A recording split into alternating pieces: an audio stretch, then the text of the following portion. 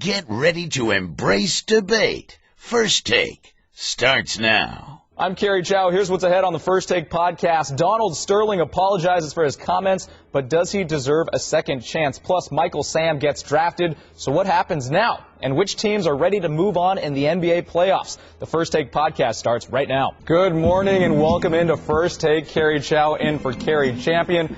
And joining us from New York, Stephen A. Smith and Skip Bayless. Fellas, what's going on? What's going on? What's up, Skip? How you doing? It was a great sports weekend with many great developments. Let's talk about it. I was getting ready to ask you, are you okay? Because you were pretty fired up this morning. Are you all right, Skip? Am I going to have to keep you calm this morning? All I care about is what's going to happen at 10:30 Eastern Time tonight. Enough said. Oh, that's foreshadowing. We're going to have a great show. All right, history made in the NFL over the weekend when Michael Sam became the first openly gay player to be selected in the NFL draft. But will he be the first openly gay player to play in the NFL? And disgraced Clippers owner Donald Sterling has broken his silence. Find out what he and his wife are saying. But first, forget Lob City. Last night was Rob City in L.A. as the Clippers stole Game 4 from the Thunder, rallying from 22 points behind to beat OKC 101-99 and tie the series at 2. Darren Collison had 18 points off the bench. Chris Paul, incredible, 23 points, 10 assists, and he even guarded Kevin Durant for much of the fourth. Here's post-game reaction. I told him he was covering Durant, but I don't think that's brilliant coaching. That's called desperate coaching. It's not one-on-one. When I catch the ball, they send in the double team. So when they didn't, I scored. When they sent the double team, they did a good job of crowding me and making me get rid of the ball. But, when it's one-on-one, I got the advantage. No credit given by KD. Stephen A., we'll start with you. What was the biggest reason for the Thunder's collapse? Well, the desperation on the part of the Clippers obviously factored into the equation, but I'm looking at the league MVP, Kevin Durant, who's big time, had a couple of crucial turnovers, plus a missed free throw down the stretch, and he was going up against a guy he had 8 inches on. I can't say enough about the job that Chris Paul ultimately did. Kevin Durant doesn't want to give him credit. That's fine. That's fair. Superstars tend to do that sometimes, so that leaves it to the rest of us to do so for him. CP3 was sensational because when you consider the disadvantage that he was at and how tough he was playing Kevin Durant and how he assisted in those turnovers. Clearly, it was some double teaming that took place, ultimately leading to 2 steals by Jamal Crawford. But at the same time, when you consider the fact that Kevin Durant seemed a bit troubled by the defense that he was putting on him, I definitely think you got to give Chris Paul some credit. And as a negative, I've got to look at Scott Brooks. And I'm really tired of bringing up his name because I'm a fan of Scott Brooks as a person and as a coach. And I think that he's done a very, very good job as coach of the Oklahoma City Thunder. But when you consider the fact that they keep knocking on the door but can't seem to get over the hump, at some point in time, we're going to have to look at him and ask the question as to why that is. When games get tight and teams make runs, you look at the Clippers and the fluidity with which they move the basketball, whether it's a Chris Paul, whether it's a Jamal Crawford, whether it's a Matt Barnes, whether it's a Blake Griffin, whether it's a Darren Collison, who was sensational, particularly in the fourth quarter with his 12 points yesterday. I also have to look at Scott Brooks continuing to do the same thing he always does. Kevin Durant turns his backside to somebody, stretches his arm out, gets the ball, and then finds himself in one-on-one situations. This is not how they accumulated a 22-point lead earlier in the game. It's not how they accumulated a 16-point lead in the fourth quarter before collapsing. But nevertheless, they go away from what they did to get them to the points where they're at an advantage, and they revert to two-man basketball. Kevin Durant and Russell Westbrook against everybody else. And it's not going to fly if you want to win a championship. They have now allowed this to become a series instead of sticking their foot on the Clippers' proverbial throat because they resorted to the same old, which Doc Rivers and Chris Paul and the Clippers were allowed to offset. So on a plus side, it's Chris Paul who galvanized the team. On the negative side, I got to look at Scott Brooks and say, can you please get a bit more innovative offensively and make sure that the ball is spread around just like you did in Game 3? Timeout. Since you went there, before I give my main reason for the Thunder collapse yesterday, allow me to address the Scott Brooks issue. I do not give this man any credit when the Thunder often win, and I'm not going to blame him when they collapse. I think it's unfair for you to shift blame onto a coach who I don't think is allowed to coach much at all, Stephen A. I think offensively, those two run the show. Your turn, my turn. And usually that's good enough to win most games, most series. And they may still win the West for all I know, because I'm still afraid of them as a Spurs supporter, just going one-on-one, one-on-two, whatever they go. But to me, you can't blame Scott Brooks, because those guys just kept doing what they always do. And just because Chris Paul, then Darren Collison running at him, so you got two 6-foot guys guarding a guy who's 6 feet 9 inches tall with like 8 feet wingspan. It's up to him as the now MVP of this league to know better.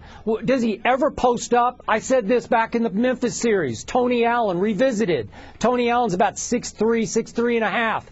How is it that he kept Kevin Durant on the perimeter and bothered him sort of from the waist down? I don't get it, Stephen A. Can you explain that to me? Why Kevin doesn't post? Well, because he's about 180 pounds soaking wet. You see how skinny he is? I mean, those are some big boys. Listen. You got, it's one thing to have height over somebody. And stop saying Kevin Durant is 6'9". The man is about 6'10", 6'11". Let's stop that. All right, I'm trying to be conservative. Okay, I'll give you 6'11". I agree. He's about 6'10", 6'11". But here's the thing. Even though he's strong and he has gotten stronger, look at the dudes that he's going against. Chris Paul is a little pit bull. Okay, he may be shorter, but he's strong. He's strong, Skip. The Karan Butlers of the world and others that you're going against, they're not weaklings. And Kevin Durant is skilled, but he's skinny. So when you talk about posting, that has a lot to do with your legs. And keep that in mind. You look at how skinny he is. That would have something to do with why he's not posting. Okay, so time out again. You're telling me that 6 feet tall Chris Paul can keep Kevin Durant from low posting him. If they clear the low block, that Kevin Durant just simply can't get in there because he's not as strong as Chris Paul.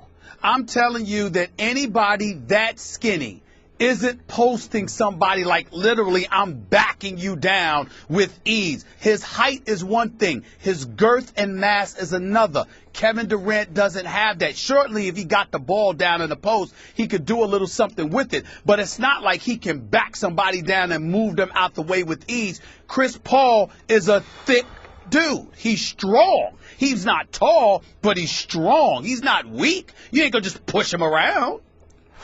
Okay. Now, let me get to my main reason. To me, while everybody is hyperventilating about the two-man basketball that Oklahoma City clearly played through the fourth quarter, I think much of the blame has been lost on the part of the Oklahoma City defense or lack thereof. This team gave up 38 fourth-quarter points yesterday, Stephen A., after allowing only 17 points in the third quarter. So they more than doubled what they gave up in the third quarter in the fourth. And let me point out, this was not the classic case of somehow the Clippers just suddenly going into the twilight zone and getting hot from long distance, the way Chris Paul did in Game 1 when he made his first 8 threes. Would you believe that in the fourth quarter, the Clippers made one mid-range jump shot and then the one late three, you remember, by Jamal Crawford with 1 minute and 23 seconds left. Those are the only two out-of-the-paint shots the Clippers made in the fourth quarter. Meanwhile, they made 8 layups and 2 dunks. 8 layups and 2 dunks. That's 10 right at the rim shots that were allowed, and 9 of them were allowed by Serge Ibaka, who played the last almost 9 minutes of the game, Stephen A., and allowed 9 point-blank at-the-rim shots.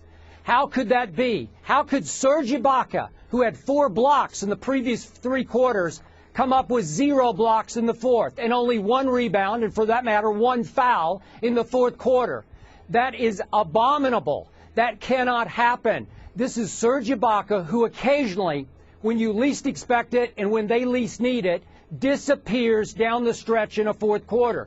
He loses focus. He loses energy. He just disappears. I don't know where he was yesterday, but it killed the Thunder to give up 10 point-blank shots in the fourth quarter. And to me, that's the difference in the game, because 24 points that the Thunder scored in the fourth with a 12-point lead going to the fourth should have been enough to get that game home, unless you give up 38 to the other team.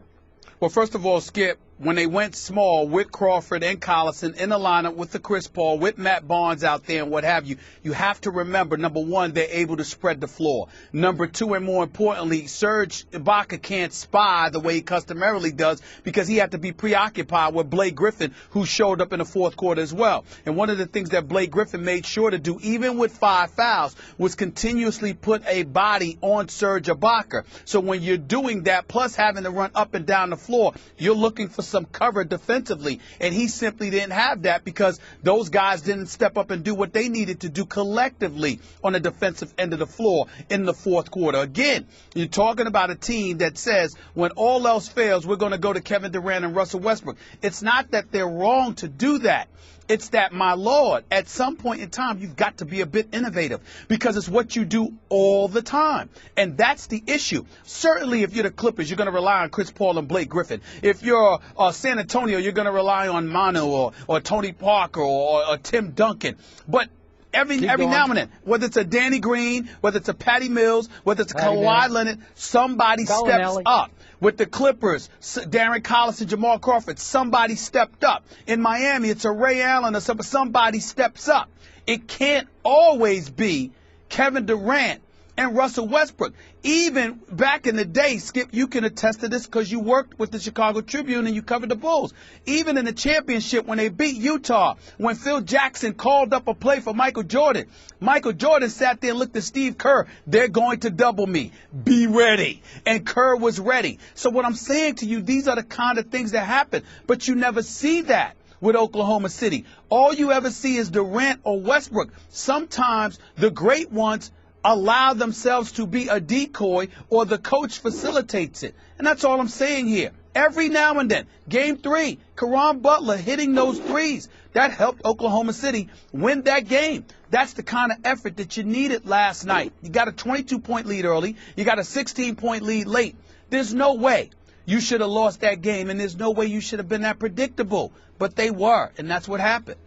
Okay, if you're going to let Serge Ibaka off the hook, what about all the blow-bys from the perimeter by Collison and CP3? How do you explain that? That's just pathetic defense. That's unchampionship defense. I agree with that. I'm not disputing that, but that's not on Serge Ibaka. You can't be 6'9", accustomed to playing power forwards and centers, and then get on a guy for letting 6-foot speedsters blow by him. That's why you don't defend point guards. That's not his job. Those are the other guys' job. You're not supposed to allow that to happen. Where was Russell Westbrook defensively? Where was Kevin Durant when it counted? I'm not knocking them because I still believe they're going to win this series, and it's just one game.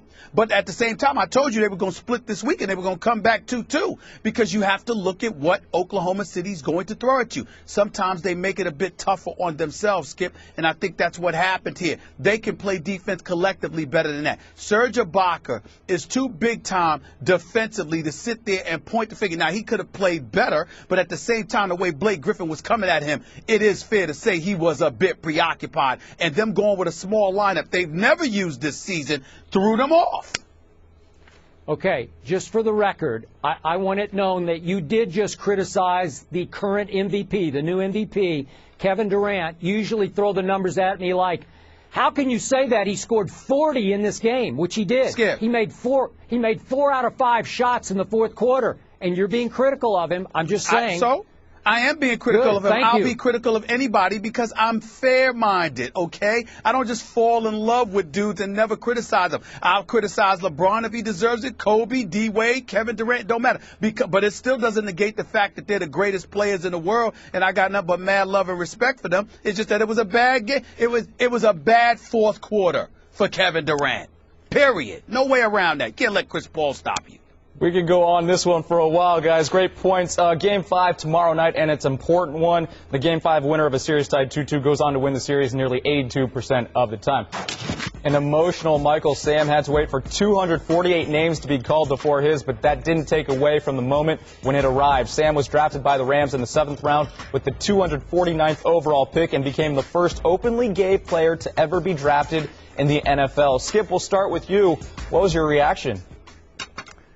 Stephen A. Smith, do I think, or maybe guess, that some NFL teams shied away from picking Michael Sam because they feared he would become a crusader on a weekly basis for gay rights and maybe a weekly distraction in their locker room for their players and coaches? Or did they think that maybe their locker room wasn't quite ready for Michael Sam? That's possible. I don't know that. So I'm just going to speak from what I felt as a football fan and a draft analyst. And you know how much I love analyzing the draft. I thought Michael Sam was a flat-out steal for the St. Louis Rams. I thought there were two big steals in the draft, as you know. That was Cleveland being able to land Johnny Manziel with the 22nd pick in the first round, and 8 picks from the end of the draft, the St. Louis Rams, no more than a couple of hours up the road from Columbia, Missouri, where Michael Sam played his college football, being able to land Michael Sam. I said, a couple of months ago on the show, that if I had the shot at Michael Sam in the 3rd or 4th round, I would go for it. I love production, especially on the biggest stage in college football, the Southeastern Conference. We are talking about the Southeastern Conference Player of the Year on defense. We're talking about high productivity. Yes, he's a tweener. He's a little undersized. He's not the prototypical pass-rushing defensive end, and I don't care because he has a very high motor. He will help that football team.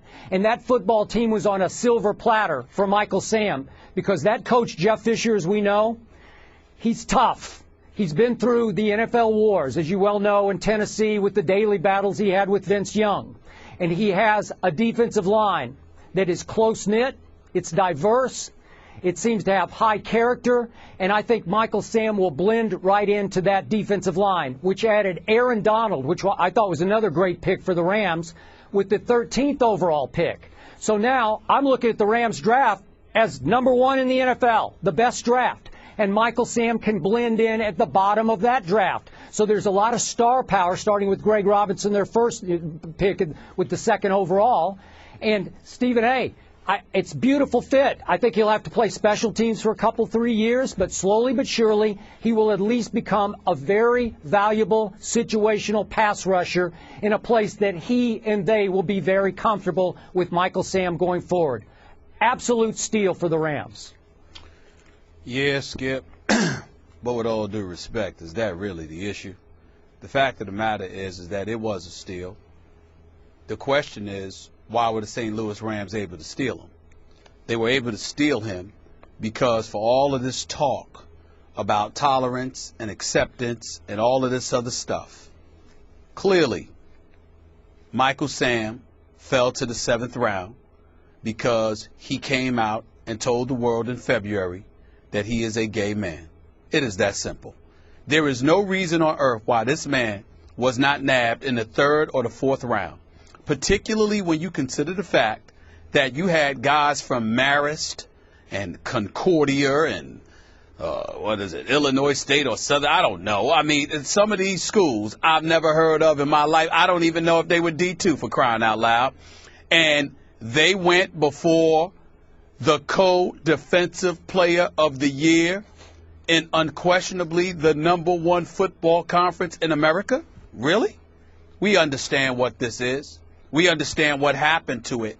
What we also have to ask ourselves, and this is not the first time we're going to be discussing this, this is not the last time, rather, we're going to be discussing the subject of Michael Sam on today's show. But what we have to ask ourselves is, what part did he play in it, and where do you go from here? Because the fact of the matter is, it is clear that this man had no business falling down to the 7th round. I don't need all the breakdowns and the evaluations. He's a tweener. He can get to the quarterback, but he only ran a 4.9 and a 40. And he's not big enough to play the defensive line, but he's not fast enough to be a linebacker, and all of this other stuff. Stop. He's the co-defensive player of the year in the SEC.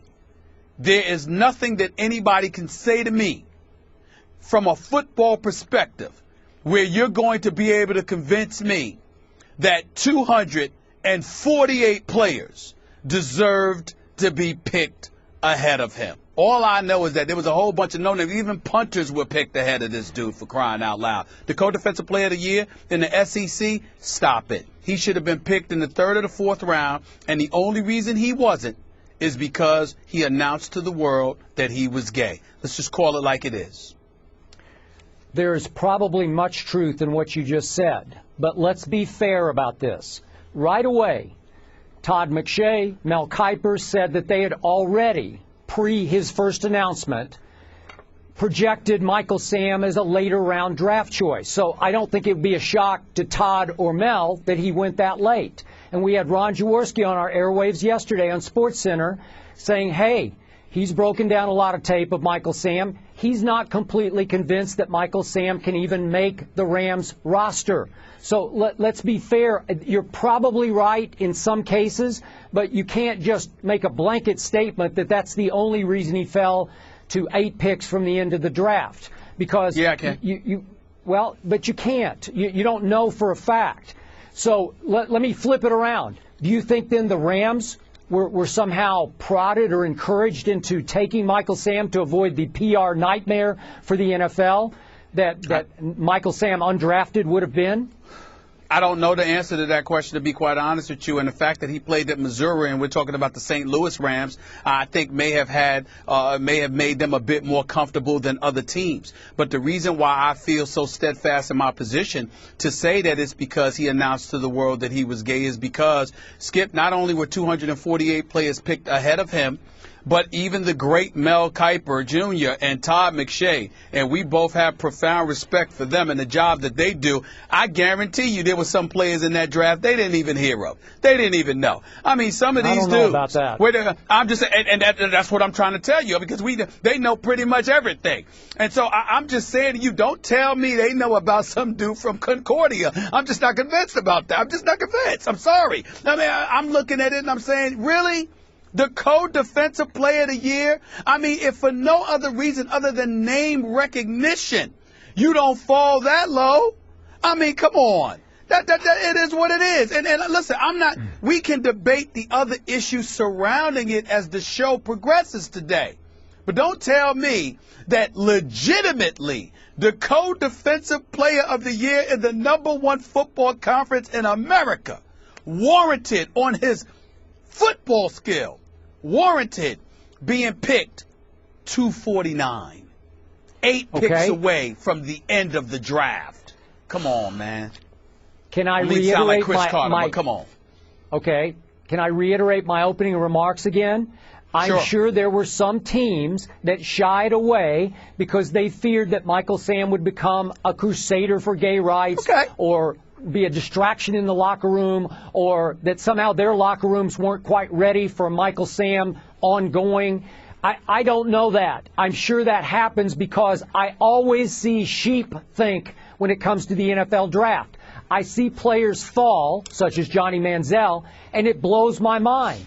But once one team passes, then a second, then a third, the sheep take over. Everybody gets afraid. They say, uh-oh. If they don't like him and they don't like him, maybe we shouldn't like him either. So there can be, just on a football level, forget about all the rest of it. Forget about gay. Just do the football player. A lot of teams could just say, gee, if they don't like him, and he is a tweener and he is undersized and he didn't measure very well, he didn't test very well, maybe they said, we shouldn't do it either. And people fall inexplicably, as Aaron Rodgers once did, all the way down to 24. And you say, how could that happen? Because a lot of teams got cold feet about Aaron Rodgers because they thought others knew something that they didn't. So remember, on a football level, it happens all the time. On a football level, I don't think it happens to that level, Skip Bayless. And what I'm trying to say to you in all seriousness is that you can't sit there and say the likelihood is that some of these teams pass because of the distraction. I'm not trying to imply that they passed on him because he's gay. I'm implying that they passed on him because he announced it. And as a result, the distraction, the circus-type atmosphere that may follow him is something they were a bit reticent about. There's a difference. Okay. And I'm saying that that's not football. That's not football either. It's not because he's gay, but it's not football. It's the distraction.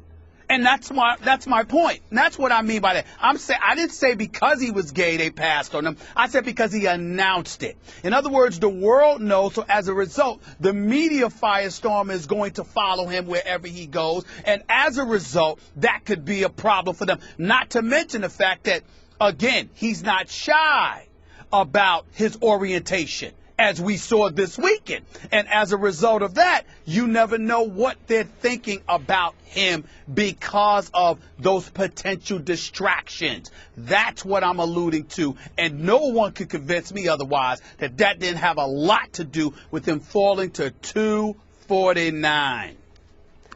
Do you blame the teams that passed on him in the 4th, 5th, 6th, and 7th round? Oh, yes, I do. I do blame some of them, absolutely. I blame them because, again, you either gonna pick the dude or you're not. See, you got to remember who I am, Skip. Even though I've gotten on the whole Tebow circus thing and all of that stuff for obviously different reasons. In the end, I'm of the mindset that you're not a coach, you're not an exec. If you're a coach or an executive, you ain't playing. What do? Why does everything have to be ideal? Deal with the circumstances you have to deal with. If you could deal with it with criminals, if you could deal with it with all types of other dudes, then you could deal with it on another level to some degree in this particular situation. I'm of the mindset that even though you may not want that distraction and it could be a headache, I've always been appalled at coaches and executives and teams that do everything they can to have the most ideal circumstances because I believe that's an easy way out. I like coaches and organizations that accept challenges, that understand that comes along with the job description, that everybody doesn't have to be quote-unquote a choir boy or everybody doesn't have to be perfect and ideal in every way in order for you to embrace them. Because then I think that's about you trying to get people to fit into your little square peg as opposed to you showing the acumen of an executive or a coach who has the ability to make adjustments and excel anyway. That's how I think. So, of course, I would blame them for not taking the co-defensive player of the year in the SEC until a 7th round. Please, he should have been picked earlier than that. Okay, I also reiterate to you, I would have been tempted to take him in the 3rd round if I had been running a draft. But I think there were some coaches or GMs who feared that they couldn't cut Michael Sam if they, in fact, took a risk on him in, let's say, the 4th or 5th round, because Jeff Fisher was quick to point out, hey, I will cut Michael Sam if he doesn't perform up to the level to make my football team. Jeff Fisher, I believe what he says. Some people would be afraid to even start with Michael Sam because they would feel like they would be stuck with Michael Sam because they couldn't cut him because there would be such public backlash. Can you see that? Yes, I can see that, and that's fair. That's why they shouldn't be excoriated for not picking him. I'm just saying, don't tell me that he lasted until the 7th round because 249 players were better. I don't want to hear that. Now, all those other things, totally plausible, totally understandable. And we'll debate that as the show progresses because a lot of stuff happened this weekend with Michael Sam that we can't avoid. But the point is, don't tell me that 249 football players in college deserve to be picked ahead of this man from a skill perspective. That is a lie, and that needs to be said. Okay, Kerry, let me make one last point here, just on balance and on fairness. I told you, Stephen A., a couple of months ago that you also have to read into the equation here that Michael at Missouri was able to play as a bookend pass rusher to Coney Ealy, who I projected as a late 1st-round pick, and I thought he would go. Now, he slid into the 2nd round, and Carolina stole him in the 2nd round. But he's a very good player, a prototype pass rusher, and I think the Panthers got a terrific player who will step right in and start for them. But my point is, you have to factor all these things in on the ability here. So I think it's fair that you could have projected Michael into, let's say, the 5th or 6th round. But if you want to make a case that he slid all the way to the bottom of the 7th round, all of the reasons that you make apply. Okay. Much more on Michael Sam later, fellas. Good debate right there. A lot of talk about his size. Michael Sam is 6'2", 256 pounds. Mr. Sterling, you own 50% of the LA Clippers. The NBA may insist that your team be sold. What would you do then? I'll fight. I'm a strong person. I'm strong in business. And I'll fight it. I mean, I think it's rightfully my half. Well, first, the fans wouldn't like it. The players definitely wouldn't like it. They'll probably boycott. And then the sponsors have already made themselves clear that they wouldn't be sponsoring this team if either Sterling stayed on as the owner. The NBA also weighed in on the Clippers owner situation, issuing this statement: under the NBA Constitution, if a controlling owner's interest is terminated by a 3/4 vote, all other team owners' interests are automatically terminated as well. It doesn't matter whether the owners are related, as is the case here. These are the rules to which all NBA owners agreed to as a condition of owning their team. Stephen A., we'll start with you. How will the players react if Sterling owns the team at the beginning of next season? You know, I think that people are assuming, including Magic, that the players would boycott. I don't think it's that simple. I think where you'd see the players boycott, where they'd step up and take a stand, is if the owners don't unanimously vote Sterling out. That would be an entirely different matter altogether, because that would deviate from what the players believe the promise was made to them by Adam Silver, essentially by banning Donald Sterling for life and pretty much assuring everybody that the owners would stand by him. Please understand that the players, whether it be the Players Association, individual players like LeBron James in particular and others, they fully expect the owners to unanimously vote Donald Sterling out as an owner for an NBA franchise. If the commissioner has done everything that he's supposed to do, if the owners have done everything they're supposed to do, and then it's about a legal battle in the courts, I don't think you're going to see the players stand up and boycott, because they will recognize that the entity that governs them and oversees them has done everything it could to, basically sever their ties with Donald Sterling. But please let's understand here what the wife, Mrs. Sterling, is trying to say. She's trying to say she'll fight because it's half of hers. The operative word here is controlling interest. Because even though Donald Sterling is the owner with the controlling interest in the Los Angeles Clippers, because they're in California, because community property comes into play, essentially she can sit there and say, well, half of it is mine. So what controlling interest are you talking about? But I perceive that to be as the only argument that she could make. Because according to the NBA Constitution, the bottom line is very, very simple. When you sign on, you understand these stipulations that come with it. And if they decide to vote you out, then your behind is out. It's just that simple. And so Mrs. Sterling can sit there and say what she wants. She can fight until the cows come home. But I don't see it as a winnable case on her part, not to mention the fact that in the end, what it comes down to is simple. The NBA is a private entity. And it's one thing if you're stripping them of money or something like that. You invested $12 to $15 million. You're going to walk away with about $1 billion. Because once the team is sold, the money is yours. Nobody's taking money out of your pocket. They're just saying they don't want you as a part of this club. And the NBA has every right to do that under their NBA Constitution. So I really don't see what kind of case that she has. But clearly, they don't mind being a bit litigious, and they're willing to fight. Let them fight. But in the end, I don't see how she'll win. I really don't. Okay. The question I have here is, how long could she drag this out in court? And let's cut to the chase. Again, this is way over my head, Stephen A., but let's say she is able to drag this into next October.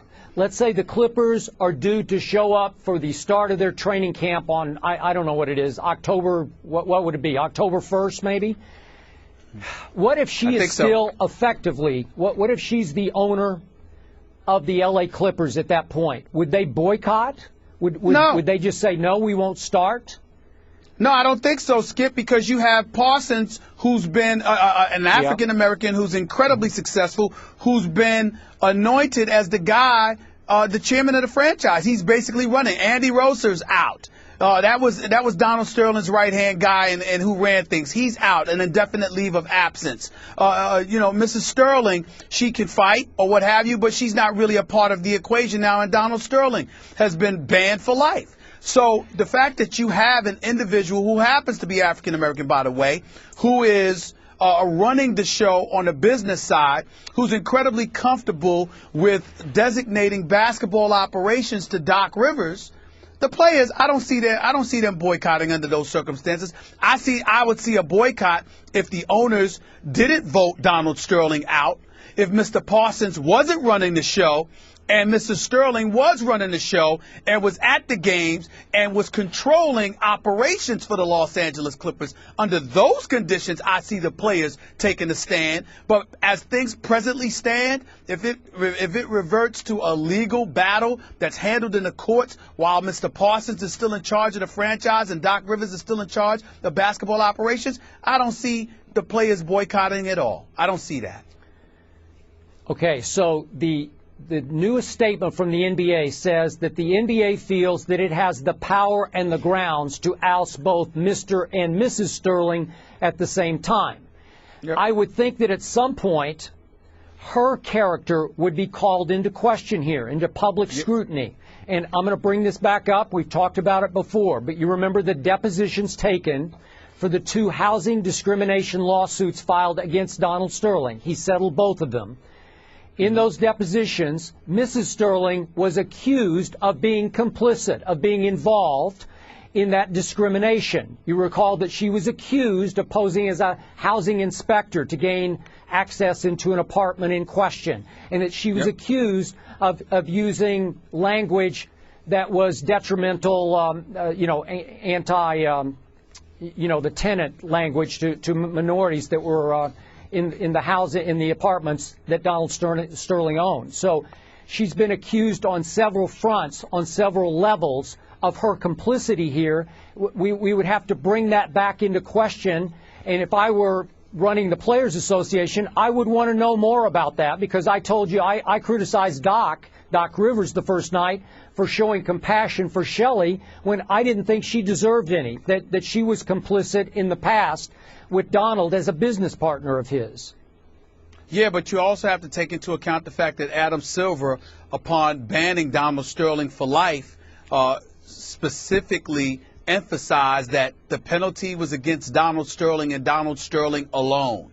That it had nothing to do with anybody else or any of their actions or what have you. So when you're on record making that kind of statement, that's something that Mrs. Sterling can certainly lean on to buffer her case. But in the end, to me, the undeniable case that the NBA has against both Sterlings is that it's our fraternity. We don't want you as a part of it. And we're not costing you any money. We're not taking any money from you. We're simply saying we no longer want you to be a part of this fraternity. They have every right to do that. Under the NBA Constitution itself, if you've given them just cause, and Donald Sterling gave them just cause. So it is what it is. I don't know. I think we're in uncharted territory here. So I think we've only begun to hear about this. She can fight, and lawyers can make, especially expensive, highly paid lawyers, can make any argument they want until the cows come home. In the end, you're not wanted as a part of the NBA fraternity. Goodbye. Good riddance. Have a nice life. Enjoy your billions. Simple as that.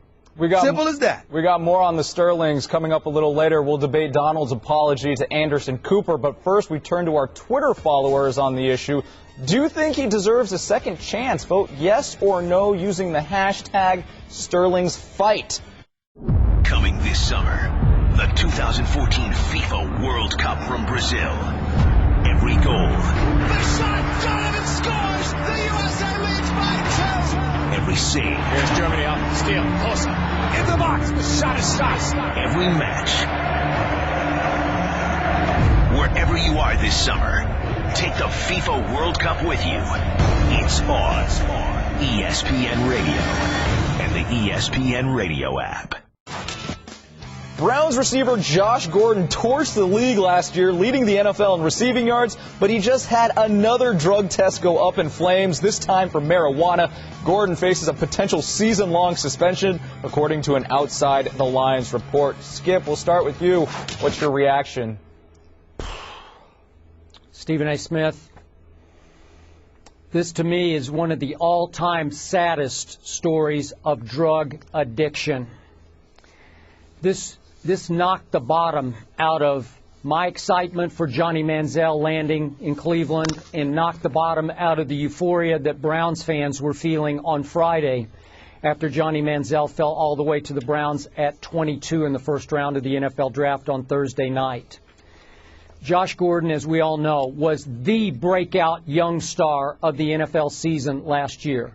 Just sensational. I talked to Ryan Clark the other day, Stephen A., about trying to cover Josh Gordon in the two games that Pittsburgh played Cleveland last year, and he said they just couldn't cover him. And once he split the seam and got a step, he was gone. He is so, when we've had him on the show in the studio, I've been shocked at how big and physical he is. And when I see him on a TV screen fly the way he can fly, this is a rare combination of talent. And yet, he brought his brother with him last time he was in our studio, Stephen A., and I kidded or half-kidded with the brother. Keep him out of trouble. And the brother, who seemed like a sharp kid, said, I got it, no problem. Big problem. We had him on the show on Friday morning from Miami, and clearly he had to know that he was on his way out because he's been plagued by drug suspensions back to his days at Baylor, where they kicked him out of school. This is his, to my knowledge, second one, maybe, who knows, maybe more than that in the NFL. This could cost him, a whole year? And I was so euphoric on Thursday night that I tweeted about Johnny to Josh could become as electric a combination as there is ultimately in the NFL, Manziel to Gordon. And that's not going to happen for a while. And Stephen A., the sad part about it is it might never happen at this point. Skip, you're sad. I'm not. I'm disgusted. And you know what I wish we start doing? I want us to take pictures of these dudes. And next to their pictures, plastered all over national television, I want to put their salaries next to them. Let's say, for hypothetically speaking, because I don't have Josh Gordon's numbers in front of me in terms of his salary, but let's say, hypothetically speaking, Skip Bayless, he's getting paid $7 million or $5 million. I want a big, fat picture of Josh Gordon, next to it $5 million, and then I want the screen wiped away, blacked. Weed. That's how much it cost you. Because you can't get off the weed, you've lost millions of dollars. Y'all ain't getting me to feel sorry for nobody like that. I refuse. I can't take it. I can't take it. It's millions of dollars. And all you have to do is stay off the weed. And you can't do it? I'm supposed to feel sorry for you? I'm sure he likes his house. I'm sure he likes his car or cars. I'm sure he likes his quality of life. I'm quite sure he loves his brother. He loves his mama. He loves his family. He loves the ability to take care of them. You jeopardize all of that for some weed? And I'm supposed to feel sorry for you? Really? Really? No, I'm not doing it. I'm done. I'm done. And oh, by the way, okay, for all the brothers out there, we don't hear too much about white folks or other folks getting in trouble over weed. Every time Skip, how long have you known me? How many times have I put myself on the line speaking up on behalf of brothers from my community? How many times, Skip? And then Countless. and then you come on and then you come on TV and you come on national TV. Oh, Stephen A., you got to look out. Look out for what? Weed? Weed? Really?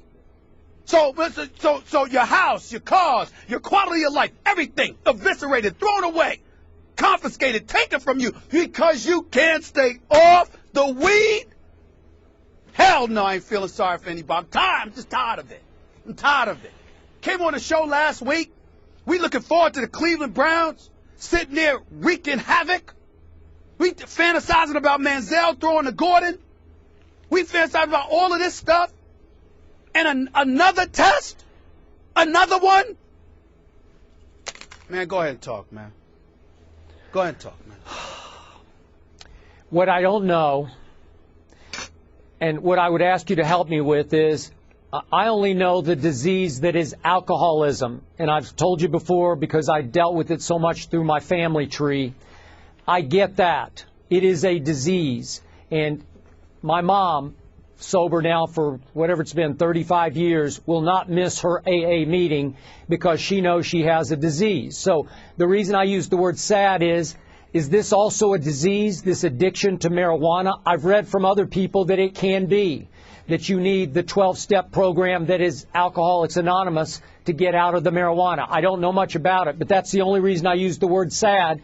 But I agree with you, and I applaud you for taking the very strong stance that you take.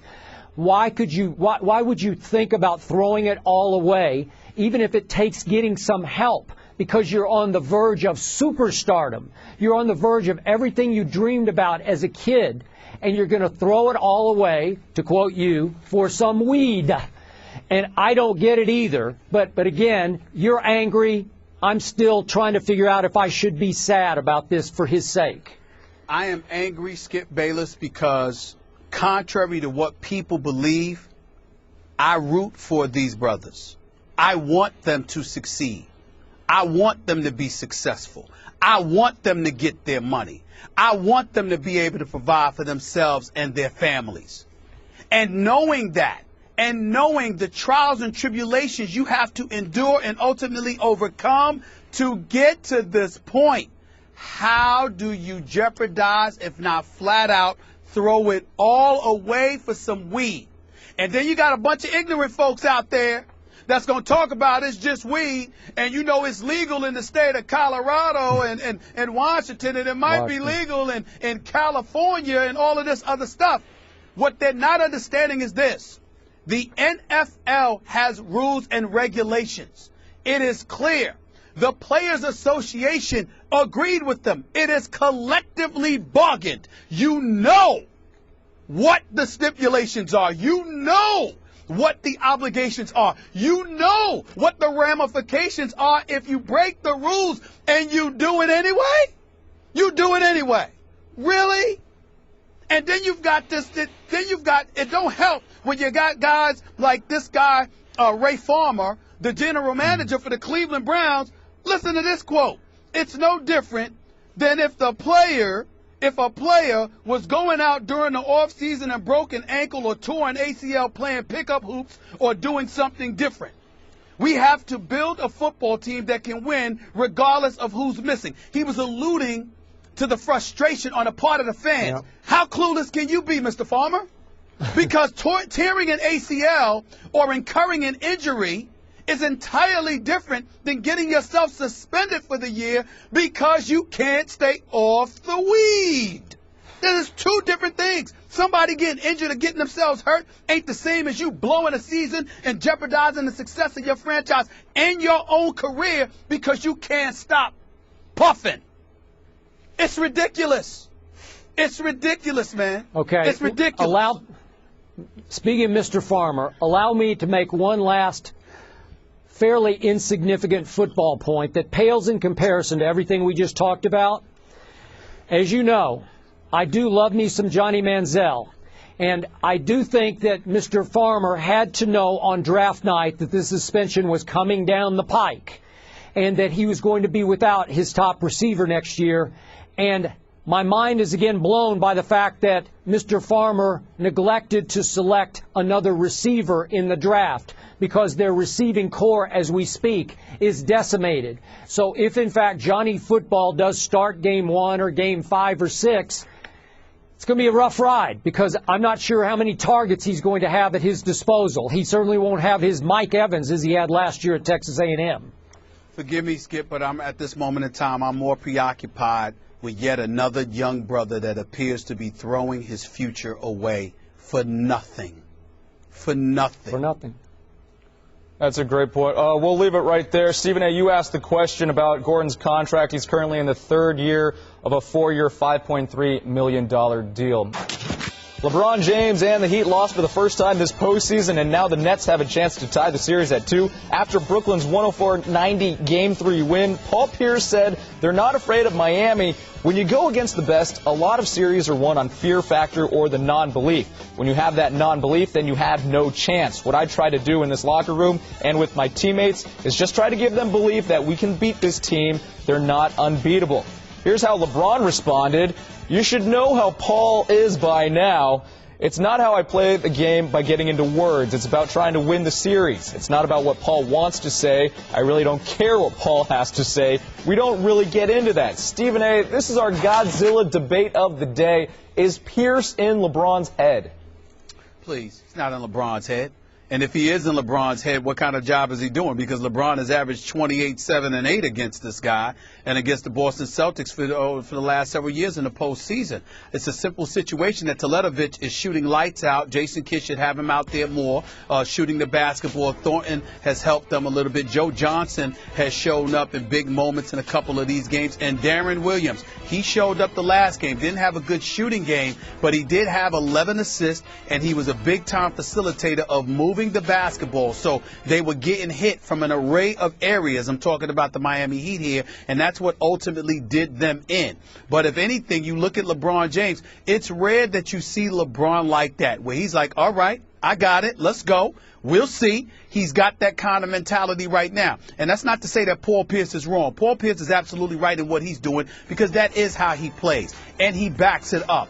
He's a future Hall of Famer. He's a closer. And he shows up in big moments when it's time. And let's not compare him to LeBron because even though Paul Pierce's numbers don't equate, he is 36 years of age. This is his 16th year in the league. You understand? So we can't hold him to the same standards that we hold LeBron James to. But there is no question that Paul Pierce is a savvy veteran. He's going to try to get into your head. He probably believes he can get into LeBron's head. But I tell you what got to LeBron and what got to D. Wade, who was laughing, and the rest of the Miami Heat. The Brooklyn Nets were talking. They were talking a lot of smack. Now, me personally, I love it because that's what it's all about. Here we come. Y'all held home serve. We got our 2 games here. We knocked y'all off in game 3. We about to do it tonight in game 4. Blah, blah, blah. That's Brooklyn's attitude. And Miami was like, we hear you. We're coming and we will be ready. This is what you love. It's what you want to see. You want to see Brooklyn talking that talk, and you want to see champions like Miami with LeBron looking at that bench, staring at Paul Pierce and those boys, looking disgusted and antsy to get back at them in game 4 tonight. No problem to me whatsoever. You want to call that head games? You go ahead and do that. I call that beautiful postseason competition, and I can't wait to see it tonight. Stephen A. Smith, do you think that Paul Pierce has ever been in LeBron's head? I think back in the day, earlier on, sure. They have played 62 times against each other in their NBA careers. And I think there have been many times that Paul Pierce, however you want to slice it, has been inside LeBron's psyche to the point that he outplayed LeBron offensively and defensively in the past.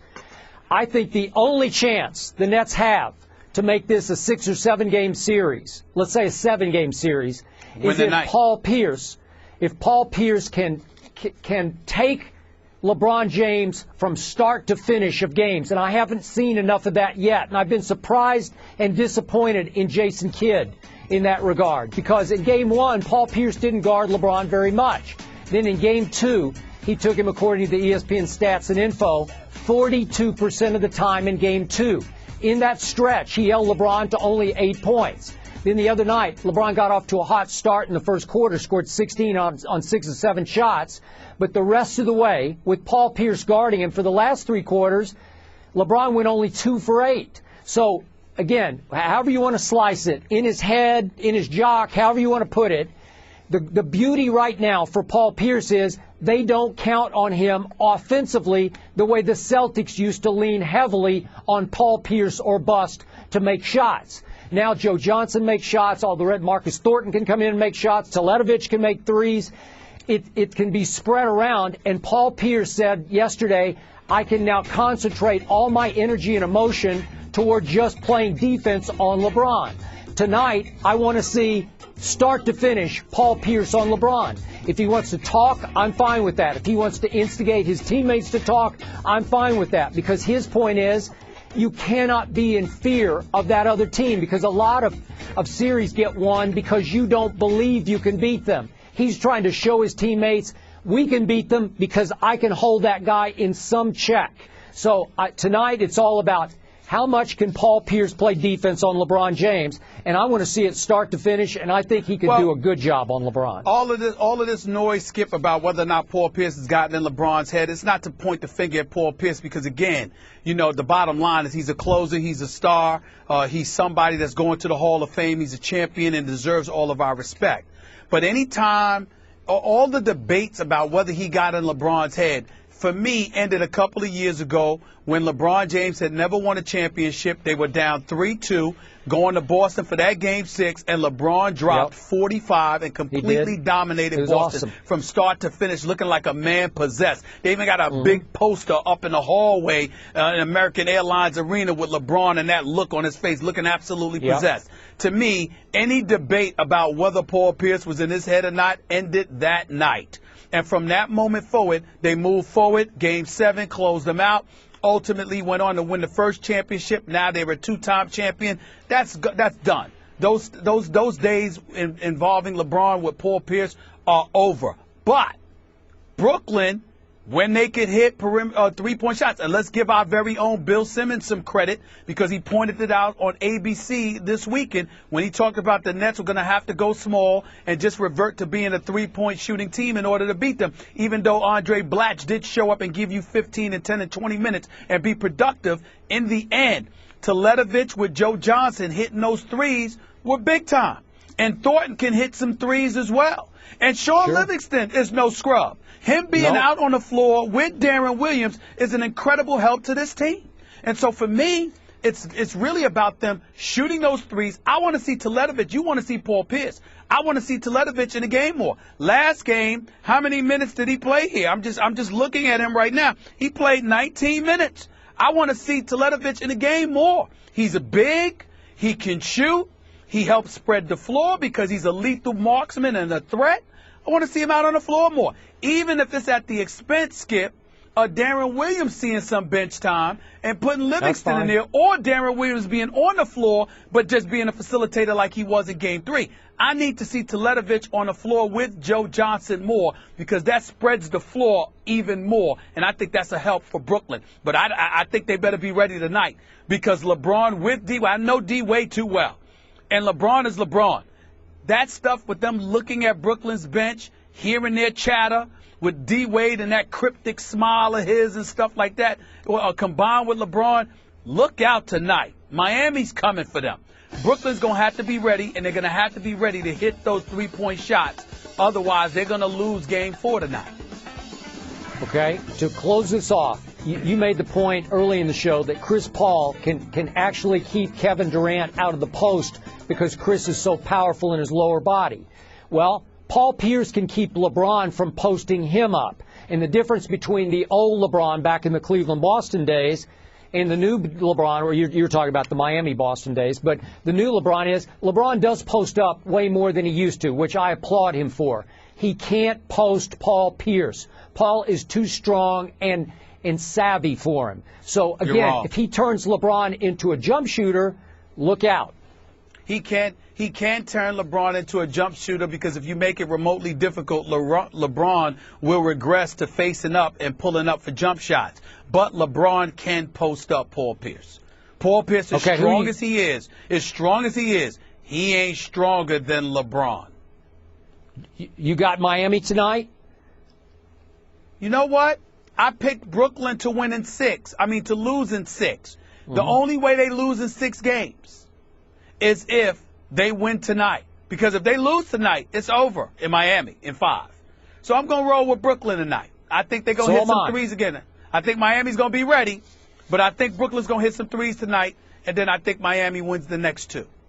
All right, let's move on to the other series in the East. The Pacers battled back from 19 down to beat the Wizards 95-92 in Washington last night. Paul George led the way with 39 points, 12 boards. He also had 7 threes. Indiana's now up 3-1. Stephen A., are the Pacers back, or were the Wizards just not ready for the stage? I'm going to say it's a healthy combination of both. What I mean by that is that, are the Pacers fully back? No, I'm not sold on that. But I loved what I saw from Paul George last night. I loved what I saw from Hibbert in the second half. And I just can't applaud David West enough for the leadership that he shows in sort of like holding these guys accountable. He just appeared to be in everybody's face all night long, particularly when they were down. But the Washington Wizards have been an incredible, incredible disappointment. I believe in terms of what they've been doing, their speed and quickness or whatever, I thought they were more talented. Nene has given me nothing. Gortat has been stymied to some degree. And Bradley Beal, I know he hurt his knee a little bit or what have you, but Paul George has been up in him, and it's derailed him. And John Wall, who I am a fan of, he just doesn't know how to slow down. It's not just the mistakes that he makes them at the wrong time. You're driving into the lane while Indiana's making a run, and you're tripping over yourself and falling down and turning the ball over. Come on. You just can't do that. The composure that I was accustomed to seeing him exhibit wasn't there.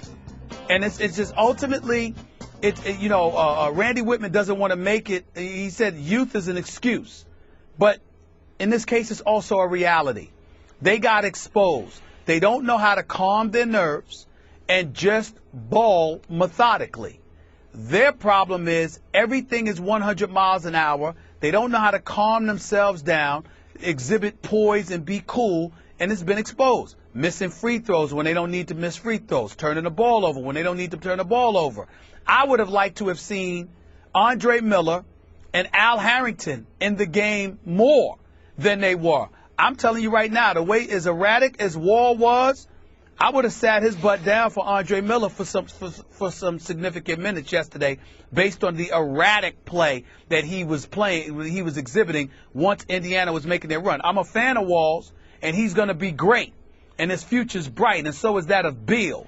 But against an experienced, big Indiana Pacers squad, their youth got exposed. And I think as a result of that, they have now lost this series, and we're going to get Miami and Indiana after all.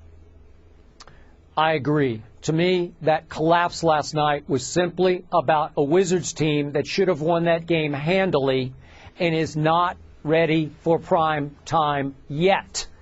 Maybe they will be. Maybe they need a little scar tissue, and they're developing it right now. But, Stephen A., you're right. John Wall should have helped get that game home. And Paul George finally played like the superstar that he has a chance to become with 28 second-half points and the great defensive job, as you point out, he did on Bradley Beal. Roy Hibbert hit a big little jump hook with about a minute left to give the Pacers a 3-point lead. But in the end, it should have never been that way. It should have been over middle of the fourth quarter. You can't blow a 20-point lead at home. And they're just not ready. I didn't think they were ready. They had a hard time closing games in the first round. They've had a hard time closing games in the second round, even if they've won. So I'm done with the Wizards, and it's on to the last round for me, and it's obviously going to be the Heat and the Pacers now. I have nothing else to add. The Wizards have disappointed me. They really have. Pacers with a chance to close out that series tomorrow night.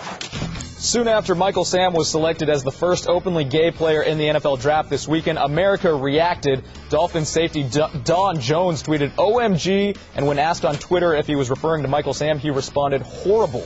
Former Giants running back Derek Ward criticized ESPN via Twitter for showing Michael Sam kissing his boyfriend after being selected by the Rams. Man, you got little kids looking at the draft. I can't believe ESPN even allowed that to happen. Jones' tweets have since been deleted, and the Dolphins fined and excused him from all team activities until he completes educational training for his social media comments. Ward, on the other hand, didn't back down when people responded with outrage to his tweet, threatening to block anyone who thought Michael Sam's kiss was okay. Stephen A., we'll start with you. What's your reaction? Well, my reaction to the kiss itself is that it didn't bother me. The fact is that Michael Sam came out, acknowledged that he was a gay man in February, and so something like that we see with heterosexual couples all the time, and if that's how he chose to express himself, so be it. However, I do think it needs to be said a couple of things. Number one, I didn't see, and I still haven't seen, people were elaborating with the cake on the face and all of this other stuff that was going on. If I saw all of that based on what was described to me, because again, I haven't seen it, I would say the same thing that I would say to a heterosexual couple. Get a room.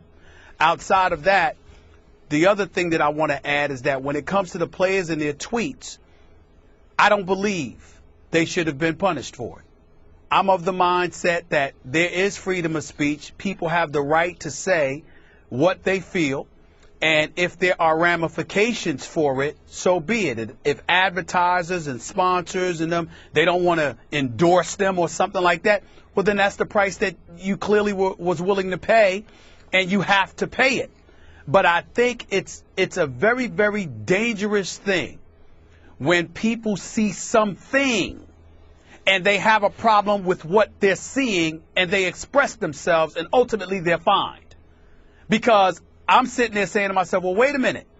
It's one thing if you're gay, so be it. I mean, I'm liberal in my thinking. I've always been an advocate for, civil rights for the gay community. I don't believe in hate crimes and, verbal, physical, or otherwise. I definitely think, and I definitely am a proponent for them receiving their civil rights and things of that nature. But I've implored in the past for the gay community to understand and accept what I'm about to say again. That doesn't mean that everybody's going to like you and like what you see. And as a result of that, people should have the freedom to not want to be associated with that or not want that in their face. Now, if people don't like that, then that's fine. I don't have a problem with it. But I do respect those that do. I had a store owner, Skip, literally walk up to me while I was en route to studio. I was coming out of a CVS store, and he says, I watch you guys on ESPN all the time. He said, but what I saw this weekend was a bit too much. It was constantly in my face, and I was with my kids. I didn't know what to say. I don't know how to respond to that. I wish the church stand up and make their case known, whatever it is. I'm not qualified to go there. I don't know. But I do know that it's a problem if people are not bothering anybody from the gay community and they're proponents of their civil rights and they're proponents for, just being morally treated correctly, et cetera, but if they say that they don't want to see something, all of a sudden they're going to be fined. You could say they're wrong. You could be the Miami Dolphins and talk to them, but to fine them and prohibit them from team activities, that's getting a bit dicey now. Now it's getting a bit convoluted and far more complicated than I'm qualified to speak on. Okay, but you remember all the issues the Dolphins have faced over the last year. So Yep. Maybe they're having to react a little more harshly because they've had so many problems in their locker room That's already. Fair. That's okay. fair. Look, the other players in the National Football League have to learn to be tolerant of Michael Sam. This is a very difficult issue, Stephen A., but clearly, even if you don't condone, you cannot condemn. That's the fine line here. So, look. I agree. For the gay community and for the many who support and applaud the progress that the gay community has made in this country, that was a breakthrough moment on camera that we could see on live TV on Saturday sort of afternoon, evening. And for that group, it was beautiful. It was tender, and it was compelling and powerful. And I respect all of those who hold that view. But allow me to say, Stephen A., that I also defend the right of those who believe that the Bible says that a man should not be with a man and a woman should not be with a woman. If you believe that, then because this country was founded on religious freedom, you have the right to believe that. But again, those in the locker room who hold that spiritual or Christian view, that biblical view, they still they need to be tolerant of Michael Sam. Again, I'll use the phrase, you can't condemn even if you don't condone. And it's a fine line that will have to be walked in the locker room, and I believe it can be walked. And let me also say, for the record, Stephen A., I've talked to a lot of Christians about this. There's some conflict in the Christian community over this. Yes, it is. So, and I go back and forth, and I've heard both sides from prominent pastors on both sides. No. Maybe we're misreading. Maybe we're misinterpreting. So I'm conflicted. I'll be the first to admit it. But it is America, and you need to be able to, as you say, to have some tolerance for both sides of this. I thought the punishment, as you spoke about Don Jones, it was pretty harsh to say you're out until training camp. But the Dolphins felt they needed to do that. Now, what was Derek Ward's motivation? Was it biblically motivated? I don't know. He didn't specify why he condemned it via Twitter. He said it was for the kids watching. And I'm sure for those who don't believe in it, the repetition on this and other networks was cringeworthy after a while. Gee, it's again and again and again. You're sort of rubbing our nose in it here.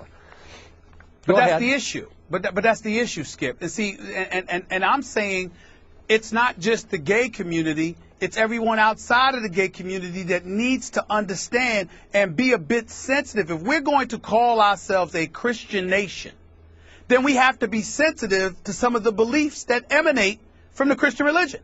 And so as a result of that, if you're watching it unfold, again, I had no problem with it. I really didn't. I mean, I'm liberal in my thinking in regards to that.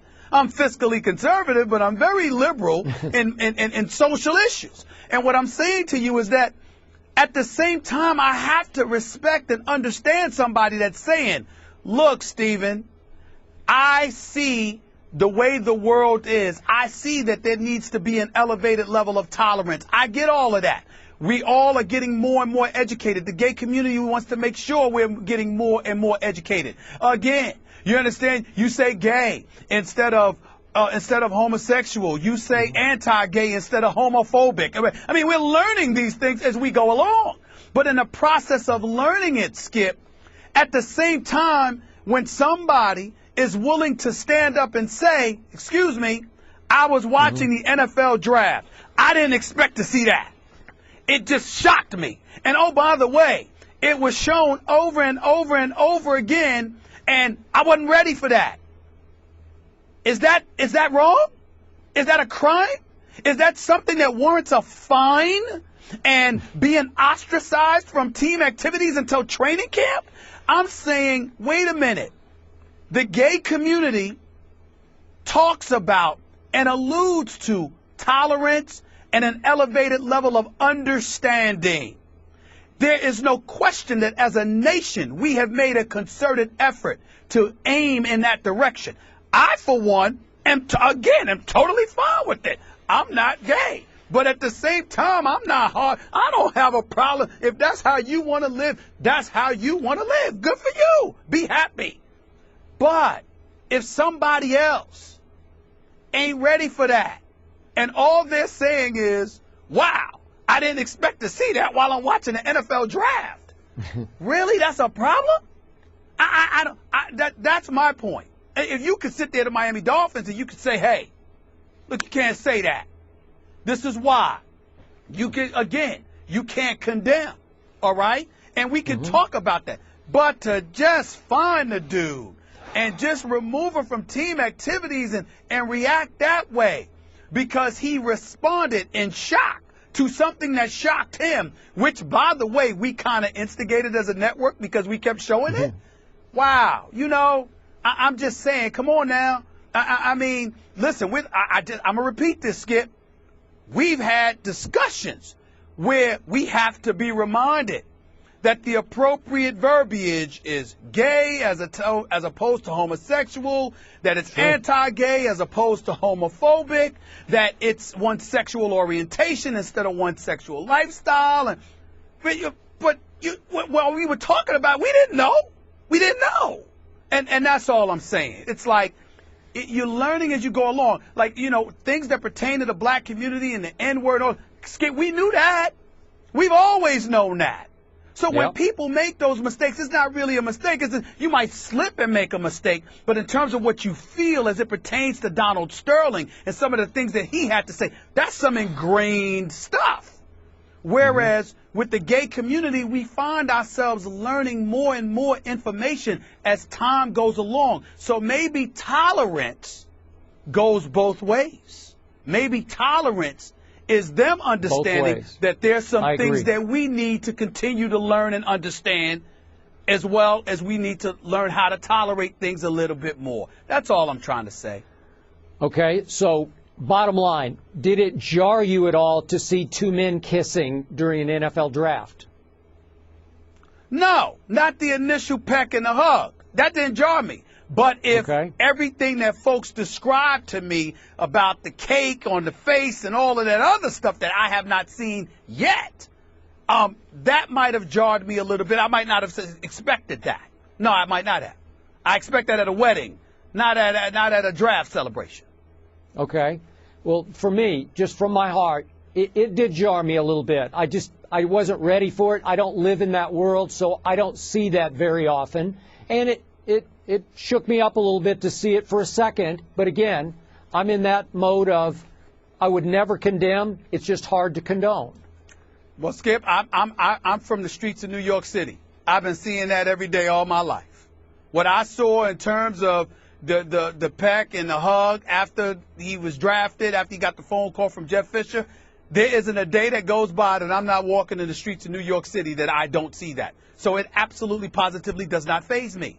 But I do understand how it would faze someone who's not accustomed to seeing that. Yeah. I am. Guys, the fact that we're talking about this subject is certainly a step forward. Donald Sterling has an excerpt from his interview with Anderson Cooper. Here's what he said. I'm a good member who made a mistake, and I'm apologizing, and I'm asking for forgiveness. Am I entitled to one mistake? Am I, after 35 years? I mean, I love my league. I love my partners. Am I entitled to one mistake?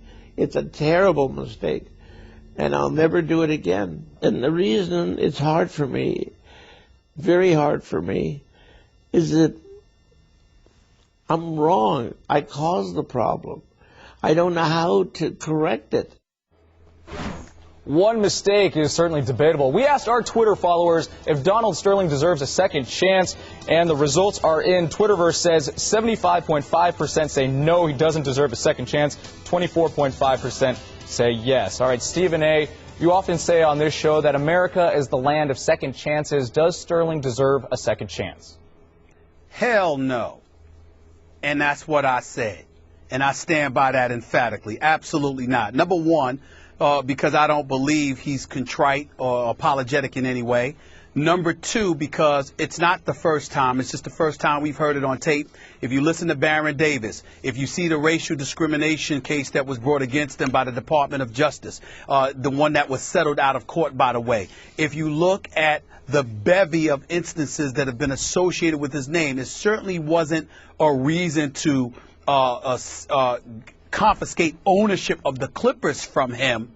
But now that he's received the lifetime ban, I don't think there's any question that he has to go. And when we use the word forgiveness, let's understand something. And Mr. Sterling needs to understand this. Nobody's sitting at home this way. I am a black man. I do not hate you. I do not wish ill will upon you. I'm just simply saying that you have no business being an owner of an NBA franchise in a league that is 80% black when you clearly have a plantation mentality, plantation owner mentality? You listen to some of the quotes that he talked about. These houses, the cars, the money. Would they have this if I did not give that to them? You know what? I don't care if you're seen with these guys. But do you have to take pictures around them? Don't take pictures with them and don't bring them to my game. And oh, by the way, while he was saying all of that stuff, he literally asked the question incredulously, what does being around black people do for you? I mean, what purpose does it serve? Listen to the things that he was saying. This is not somebody that used or spewed the N-word or whatever the case. Look, those mistakes happen. Slippage of the tongue, you get mad, you get emotional, you say the wrong things. As long as you're sincere in your contrition, I'm all for the land of second chances. We are talking about an 80-year-old man that's a billionaire that has had this mentality that I know from sources in Los Angeles that I've spoken to, where you've had people who were in his inner circle, who hung out with them on the golf course and things of that nature, they're saying, what's the matter with you? You can't say these kind of things. What are you crazy? We've got the great, and I do mean the great Larry King, a voice on CNN for a quarter century that was being interviewed and literally said, yeah, we've been at parties together and things like that. Nobody likes him. Nobody talked to him. Everybody was uncomfortable with him. This is stuff that's on the record. So it's not about a mistake. It's about who you are. It's who he is. It's how he feels. And there have been a bevy of players that mentioned it. Baron Davis went out of his way to try to bring it to our attention. Jamel Hill, Bomani Jones wrote columns about it. It is what it is. No way. No, in terms of second chance, what you need a second chance for? You bought the team for $12 to $15 million. You're going to get $1 billion. Nobody's taking your money away from you. We just don't want you to be a part of a black product. He doesn't need that. He doesn't need to be a part of that. No way. No second chance. I agree wholeheartedly with everything you just said. But I'm going to take you back to Riley Cooper. And I differed with you. You lost me in your response to Riley Cooper, whom you did think deserved a second chance when I did not. Remember, I said the Eagles should cut Riley Cooper on the spot. I'm not even sure they punished him at all. They sent him off on a little vacation for a couple days. I don't even know, was there some nominal fine? We don't even know what happened. But I'm not sure he got punished. And yet, to me, by my standards, what he said was as bad as what Donald Sterling said, and both were caught on tape, on cell phone video and cell phone camera or recorder. So Riley Cooper went one more step. He used the most evil word in the English language, the N-word. He said, I'll fight every N in this place. And you were okay with that because he seemed contrite. And I said, no, he revealed his heart to you. Intoxicated or not, maybe it was a truth serum, he revealed his heart to you and to America, even though it was caught in a cell phone video that he didn't even know was being recorded at that point, just as Donald Sterling did not know. But Stephen A., it got out there. It offended me greatly and deeply. I think it offended a lot of the black players in the locker room. But finally, with Michael Vick as their leader, they shrugged and said, well, let's go on for the sake of the Eagles and for the football team, because they thought they could have a good year. And Riley Cooper had a really good year. But I don't get how one goes with the other. All right. Skip Bayless, first of all, please don't ever mistake my willingness to give someone a second chance as being okay with what they said. I talked about how Riley Cooper should have been suspended. I talked about that. But I also acknowledge that if he apologized, and I thought he was sincere in his apology, let's move forward. He should not have said what he said. It should not have happened. The fact that it did alienated him from his teammates and what have you. I thought the punishment on the Eagles should have been more significant than it was. I was on the record for saying that. But in the end, you're at a country music concert. You're drinking a little bit. You spew something you should not have spewed. I don't think it should ruin your life. I don't believe that. And I don't equate Riley Cooper using the N-word with what I heard from Donald Sterling. What I heard from Donald Sterling was ingrained, innate beliefs about black folks essentially being an inferior race of people.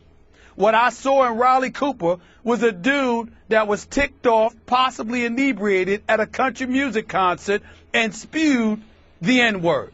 That's two entirely different scenarios to me. And I don't believe they're the same. Now, having said all of that, I also say to you this. Black folks utter stuff that we shouldn't be uttering a lot. And I would hope that if it got exposed, that we did that. That if we showed the proper level of contrition, that somebody would be willing to give us a second chance. And I'm fair. I can't sit there and ask for a second chance for myself or anybody from my community if we refuse unilaterally to always deny it to other people. I can give Riley Cooper a second chance any day of the week, along with anybody else that spewed the N-word. I might not like it. We might have a problem. You utter that to my face, and you especially if you're not black. But I will acknowledge that that is a stark difference between that and the soliloquy, the diatribe, or whatever you want to call it, that came out of the 80-year-old mouth of Donald Sterling. The two don't even compare. Well, we disagree, Stephen A., because to me, what came out of Riley Cooper's mouth indicated and revealed an even deeper hatred of black folks. That's just me. Just on the deepest, darkest level, that's what came out of Riley Cooper's mouth. And again, remember, you even now have Shelley Sterling telling Barbara Walters that her husband Donald suffers from dementia, that he can't even remember what he's saying half the time. Does that make him more of a sympathetic figure? No, it doesn't. But again, I just can't see how you can give one pass and not another. I don't believe I'm giving Riley Cooper a pass. I'm just saying it doesn't compare to Donald Sterling. And as a black man, the N-word coming from somebody outside of our community resonates very significantly. So for me to tell you that Riley Cooper doesn't even compare to Donald Sterling should tell you how deep the words that came out of Donald Sterling's mouth runs. It's two different scenarios. Hey, great job today, guys. Tackled some really weighty issues. Appreciate it. I'm Kerry Chow. Thanks for listening to the podcast. Catch First Take at 10 a.m. Eastern, 7 Pacific on ESPN2.